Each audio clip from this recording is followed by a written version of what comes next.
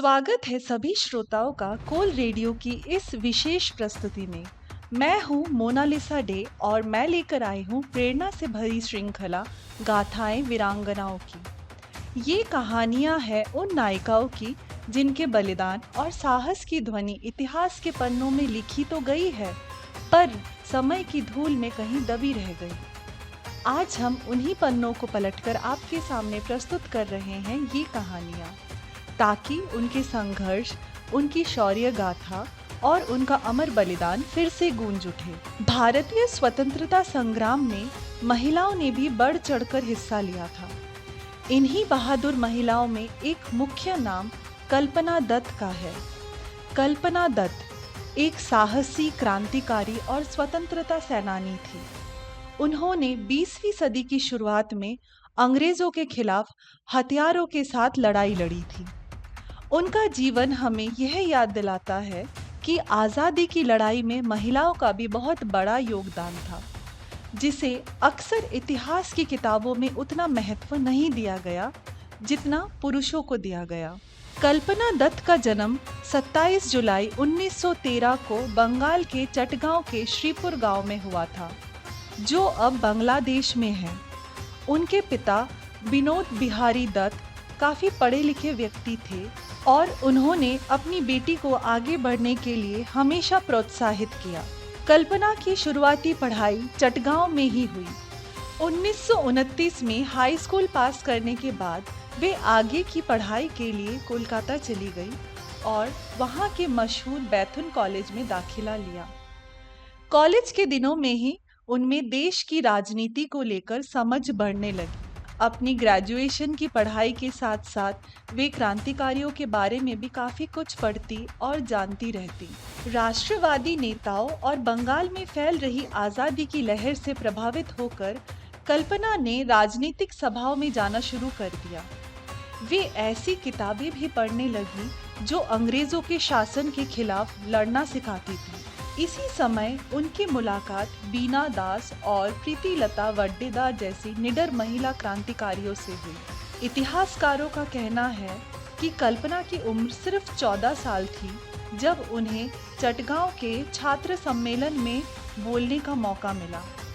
उनके जोशीले भाषण ने लोगों के मन से डर निकाल दिया और उन्हें गुलामी के खिलाफ सोचने पर मजबूर कर दिया। कल्पना ने अपने भाषण में कहा, अगर दुनिया में हमें गर्व से सर ऊंचा करके जीना है तो माथे से गुलामी का कलंक मिटाना होगा। साथियों, अंग्रेजों के चुंगल से आज़ादी पाने के लिए शक्ति का संचय करो, क्रांतिकारियों का साथ दो और ब्रिटिशर्स से लड़ो। 1943 में उन्होंने कम्युनिस्ट नेता पूरनचंद जोशी से शादी कर ली और फिर वह कल्पना जोशी के नाम से जानी जाने लगी।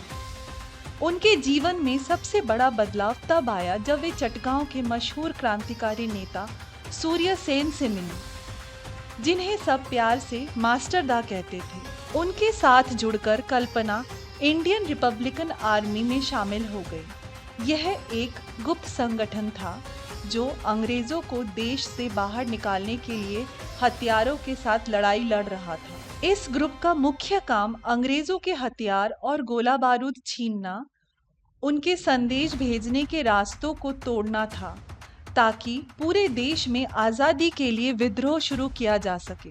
18 अप्रैल 1930 को इस ग्रुप ने अपनी सबसे बड़ी योजना को अंजाम दिया, जिसे चटगांव शस्त्रागार छापा कहा जाता है। कल्पना दत्त इस मिशन की तैयारी में पूरी तरह शामिल थी, जैसे हथियार पहुंचाना, खबरें एक जगह से दूसरी जगह ले जाना और खाने पीने का सामान जुटाना। हालांकि उस दिन उनकी ड्यूटी किसी दूसरी जगह लगी थी, इसलिए वे सीधे उस हमले में शामिल नहीं हो पाई। सूर्य सेन के नेतृत्व में क्रांतिकारियों ने पुलिस के हथियार घरों और टेलीग्राम ऑफिसों पर एक साथ हमला किया। इस हमले ने अंग्रेजों को इतना चौंका दिया कि कुछ समय के लिए चटगांव में उनका शासन पूरी तरह रुक गया। छापे के बाद सभी क्रांतिकारी गांव की ओर चले गए और अंग्रेजों के खिलाफ गुरिल्ला युद्ध का मार्ग अपनाया। कल्पना दत्त बाद में फिर से सूर्य सेन और उनके साथियों से जा मिली, जो दूर दराज के इलाकों में छिपकर अपनी लड़ाई जारी रखे हुए थे। कल्पना ने इस दौरान बहुत बहादुरी दिखाई। वे पहाड़ियों में छिपे क्रांतिकारियों तक खाना, हथियार और गुप्त खबरें पहुंचाती थी। पकड़े जाने के डर से वे अक्सर अपना भेष बदल लिया करती थी ताकि अंग्रेजों को उन पर शक ना हो। 17 फरवरी 1933 को ब्रिटिश पुलिस ने गेराला गांव के उस ठिकाने को घेर लिया जहां सूर्य सेन छिपे हुए थे। थोड़ी देर चली लड़ाई के बाद सूर्य सेन को गिरफ्तार कर लिया गया, लेकिन कल्पना दत्त वहां से बच निकलने में कामयाब रही। आखिर में 19 मई 1933 को कल्पना का सामना भी अंग्रेजी सेना से हो गया। वे चारों तरफ से घिर गई थी, फिर भी उन्होंने आसानी से हार नहीं मानी। लेकिन कुछ देर की मुठभेड़ के बाद उन्हें भी गिरफ्तार कर लिया गया। इसके बाद सूर्य सेन को फांसी दे दी गई और कल्पना दत्त को उम्र कैद की सजा मिली। 1937 में जब भारत के राज्यों में पहली बार भारतीय नेताओं की सरकारें बनी, तब महात्मा गांधी और रविंद्रनाथ टैगोर जैसे महान व्यक्तित्वों ने कल्पना की रिहाई के लिए विशेष कोशिशें की। उनके प्रयासों के कारण 1939 में कल्पना दत्त जेल से बाहर आ सकी। रिहा होने के बाद उन्होंने अपनी अधूरी पढ़ाई पूरी की और अपना पूरा जीवन समाज और देश की सेवा में लगा दिया। जेल में बिताए समय के दौरान कल्पना दत्त की मुलाकात कम्युनिस्ट पार्टी के कई बड़े नेताओं से हुई। वहां उन्होंने कार्ल मार्क्स के विचारों के बारे में विस्तार से पढ़ा, जिसने उन्हें बहुत प्रभावित किया। 1943 में जब बंगाल विधानसभा के चुनाव हुए, तो पार्टी ने उन्हें अपना उम्मीदवार बनाकर चुनाव में उतारा। हालांकि वह ये चुनाव जीत नहीं पाई। कुछ समय बाद पार्टी के साथ विचारों में मतभेद होने के कारण उन्होंने पार्टी छोड़ दी और सक्रिय राजनीति से खुद को अलग कर लिया। इसके बाद वे बंगाल छोड़कर दिल्ली आ गई और इंडो सोवियत सांस्कृतिक सोसाइटी से जुड़कर काम करने लगी। भारत की आज़ादी की लड़ाई में कल्पना दत्त का योगदान सिर्फ उनकी क्रांतिकारी गतिविधियों तक सीमित नहीं था, बल्कि उन्होंने उस दौर की पुरानी सोच को भी चुनौती दी थी। उस समय समाज में महिलाओं का घर से बाहर निकलना और सार्वजनिक कार्यों में हिस्सा लेना बहुत मुश्किल माना जाता था। उस समय उन्होंने अंग्रेजों से लड़ने के लिए हथियारों का सहारा लिया। उन्होंने पूरी दुनिया को ये साबित कर दिया कि देश से प्यार करना और बहादुरी दिखाना सिर्फ पुरुषों का काम नहीं, बल्कि महिलाएं भी इसमें बराबर की हिम्मत रखती है। ऐसे समय में जब महिलाओं की सार्वजनिक भागीदारी सीमित थी, उन्होंने सशस्त्र प्रतिरोध का रास्ता चुना, ये प्रदर्शित करते हुए कि देशभक्ति और साहस लिंग तक सीमित नहीं है।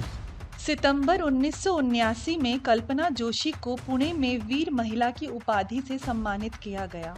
8 फरवरी 1995 को कोलकाता, पश्चिम बंगाल में उनका निधन हुआ।